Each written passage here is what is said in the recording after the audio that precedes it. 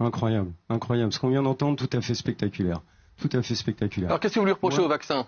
Non. Je voudrais qu'on aille un peu au fond des choses. Justement, parce que vous êtes, on va aller au fond des choses. On va vraiment aller au fond des choses. Qu'est-ce qui provoque J'ai envie de vous proposer deux choses, parce qu'il faut gagner du temps. Moi, je vois l'heure qui passe. Et peut-être même de vous faire un cadeau si vous accepterez, on verra. Plaisir, j'accepte tous les cadeaux. Première des choses, moi, effectivement, c'est de rentrer un petit peu dans la logique avec la réintégration des soignants suspendus. Ok, on en a déjà parlé. On est le dernier pays dans le monde à être à la ramasse complètement. On parle que de pure logique. Vous rendre service à tout le monde. Vous parliez tout à l'heure de garder des artisans sur place, de garder des artisans en vie. Est-ce que vous voulez garder des soignants?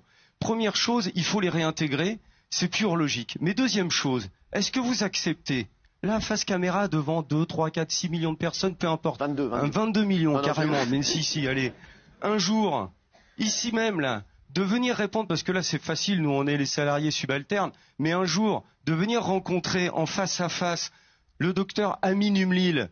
Lui, il a des choses à vous dire, il a des choses à vous expliquer, ce médecin. Notamment, qu'est-ce qui s'est passé en mars 2021? Il y a un homme qui a écrit au Conseil d'État. J'en ai eu quelques-uns vous avez depuis le début de la crise. Qu'on en parle, vous avez peur, vous me coupez la parole, vous êtes gêné, c'est logique. En mars 2021, quelqu'un a écrit au Conseil d'État. Attention, ce vaccin sera limité dans l'efficacité, il y aura des problématiques de variants et la transmission sera énorme. Voilà, c'est vous qui avez écrit ça et juste après, c'était « vacciner, tous protégés ». Moi, j'aimerais qu'on pense un petit peu à Karine, une collègue de l'hôpital public qui s'est suicidée, mère de famille avec 2 enfants. Nous, on rigole pas. Hein. Moi, ça fait 30 ans que je suis dans le soin. 22 en soins palliatifs. Je suis passé par les pompiers de Paris, hôpitaux militaires, hôpitaux parisiens. J'ai vacciné toute ma carrière. J'ai vacciné des stades entiers. Ma femme, mes enfants, je les ai vaccinés sur le H1N1. Maintenant, on m'appelle anti-vax, mais je crois rêver. J'ai toujours été à jour. Sauf que quand je présente mes IgE, mes anticorps hépatite B, ça marche. Et je me fais mon hépatite B comme un grand. Mais quand je présente mes anticorps naturels SARS-CoV-2, on me dit non, ça fonctionne pas. Dans mon service, monsieur, j'ai vu des gens de 94 ans guéris nettement à l'ivermectine. Vous avez refusé de parler à 500 médecins qui vous ont mis en référé au Conseil d'État, vous pouvez soupirer. Bah non, mais 104 études randomisées, 27 pays. Est-ce qu'on termine le manifeste et je vous réponds ou pas? Je termine. C'est un secret de Polichinelle et vous refusez de parler au docteur Amin Umlil, vous refusez de parler sur la logique. Et moi, j'ai toujours vacciné. Aujourd'hui, où est-ce que je suis? Aujourd'hui, où est-ce que je suis? Vous nous méprisez depuis 3 ans. Je voudrais reprendre. J'ai presque fini. Je voudrais reprendre mon travail. On n'est pas dans un dialogue, on est dans un espèce de boulot vulgaire. Mais vous savez où je suis, monsieur? Je termine là-dessus. Je vide des poubelles en usine alors que mon métier, c'est de soigner. Les gens qui sont ici doivent savoir, hein. C'est la bérésina sur la gestion de la crise sanitaire, mais c'est l'évaporation des soignants. Nous, avec le syndicat Liberté Santé, qu'on a été obligé de se créer, on est à amener des paniers repas à des infirmières qui dorment, là, de l'hôpital public, qui dorment dans leur voiture. Alors que nous, on veut retourner dans le soin. Et mes collègues triple dosés, qu'est-ce qu'elles ont fait avec la 4e dose? Zéro, nada. Elles le savent, elles ont évité, à 92%, c'est les chiffres de l'ANSM, elles ont évité la 4e dose parce que votre pari biologique a raté. Ça s'est vu. Tous les triple dosés se sont chopés. Est-ce que je peux répondre un moment là? C'est gênant. Eric, oui, allez-y, mais c'est gênant. Allez-y, Eric, et après j'espère que j'aurai mon cadeau quand même. Allez-y. Ok. Mon cadeau, c'est justement la proposition d'Amin Umlil pour vous, face à ce monsieur. Mais ça, vous voyez, hein, c'est un gant de soignant. Moi, je vous le jette, je vous lance le défi. Élégant. Venez parler face à Amin Umlil. C'est ça votre cadeau. On va voir s'il accepte. Je vous réponds ou sinon vous avez terminé et on peut passer à autre chose. C'est comme vous voulez. Je vous en prie, allez-y maintenant. D'abord, dire une chose. Oui, j'ai de l'empathie et beaucoup de sympathie, y compris pour les soignants et notamment pour les soignants non vaccinés qui sont en difficulté, qui ne peuvent pas exercer leur métier. Et je leur dis, non, vraiment, vous seriez étonnés. Et je leur dis que je regrette le choix qu'ils ont fait. Mais moi, de ne pas se protéger. Je vais vous répondre, sinon on va passer vraiment à autre. Ensuite, je comprends le courant qui est le vôtre. Quel courant? Mais oui, c'est le courant de l'ivermectine. J'ai eu le droit à la chloroquine, j'ai eu le droit à la clochicine, j'ai eu le droit à l'ivermectine, c'est-à-dire le courant qui dit depuis 3 ans qu'il existe un médicament miracle secret que tel ou tel médecin a trouvé dans son laboratoire sans démonstration scientifique et qui aurait sauvé des tonnes de vies. Je vais vous répondre, je vais aller au bout de mon raisonnement. Donc l'ivermectine ne marche pas. La chloroquine ne marche pas. La colchicine ne marche pas. Il n'y a pas un seul pays au monde qui le considère encore. Et je vais vous dire un truc. Pfizer, ça marche. Mais j'écoute, mais je l'assume complètement, vous savez, c'est pas nouveau. Et avec moi, la communauté scientifique et médicale, et pas que française, européenne et mondiale. Monsieur, je dis juste qu'un soignant qui considère qu'un médicament qui n'a pas démontré son efficacité, qui n'a aucune validation ni nationale ni internationale, et qui est dans cette posture-là, je suis désolé, et qui refuse de se vacciner, est un soignant en qui, je le dis en tant que médecin, alors, je vais poser une dernière... Quand est-ce que moi, vous me remboursez sur ma perte personnelle? Parce que vous me demandez de rembourser un PGE et des charges à ne plus savoir qu'en faire. Je paye 30% de matière en plus depuis 2019. Vous connaissez le prix du litre du fioul, monsieur Véran, en fioul domestique pour se chauffer?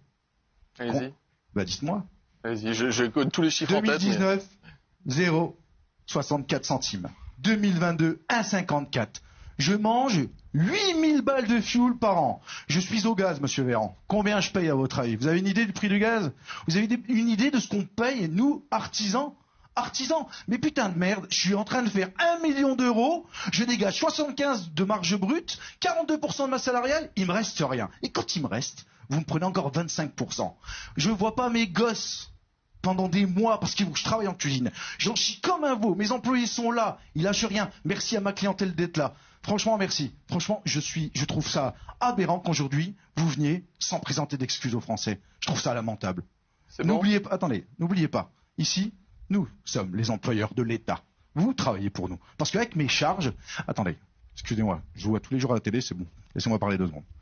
À un moment donné, oui, mais si vous me laissez pas parler, ça va. À un moment donné, je vais expliquer qu'à un moment donné, les choses doivent être dites. Parce que toutes mes charges, vous en faites quoi? Toutes les charges que je paye sur les salaires, sur les impôts indirects, qui est la TVA, d'accord? En 20 et à 10%. Je donne 170 000 euros de TVA par an. J'ai donné 400 000 euros de masse salariale. Brut, bien sûr, monsieur Véran. Il me reste rien. Vous nous prenez tout le temps. Puis après, on dit, oh, il faut donner, le patron vaut mieux payer. Vous savez combien on paye un plongeur chez nous, monsieur Véran? Vous avez une idée? C'est 1 500 euros, nourri, logé, net. Je vous garantis. Ça, c'est pour la plonge.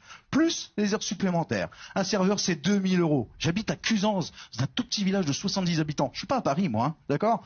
Donc, on n'a pas forcément les moyens. D'ailleurs, laissez-moi vous dire que Paris, c'est la capitale de la France et ça ne représente pas toute la France. Nous sommes une multitude de communes et une multitude d'artisans. Donc, je ne parle que pour mon nom, Cyril. Là, il y a pour le nom de personne. Vous parlez au nom de pas mal de gens qui l'ont Non, que pour moi, pour le coup. Mais je voudrais vraiment vous dire, ma colère contre l'État aujourd'hui, qui va peut-être me mettre en faillite. Pourquoi, monsieur Véran? Parce qu'à un moment donné, j'ai travaillé, d'accord, après la reprise du Covid, j'ai bossé, on a travaillé une super année, hein. D'ailleurs cette année il a fait beau, c'était top. Je me suis, parce qu'on avait une pénurie de personnel, j'ai créé une école avec Marie-Guy Dufay, la présidente de la région Bourgogne-Franche-Comté, le Greta de Besançon, qui m'a super bien aidé pour qu'on mette en place des gens pour les remettre au boulot, hein, des gens qui étaient sans emploi, sans formation, hein, de 18 à 60 ans. Donc je me suis cassé la tête, j'ai pas baissé les bras. Aujourd'hui je baisse les bras. Quand j'aurai vendu, ou si je liquide pas avant, je prendrai l'argent que j'ai et j'irai le dépenser ailleurs. Vous verrez plus 1 euro de ma poche. Je continuerai de payer, il me reste 3 ans à payer. Dans 3 ans, je quitte ce pays.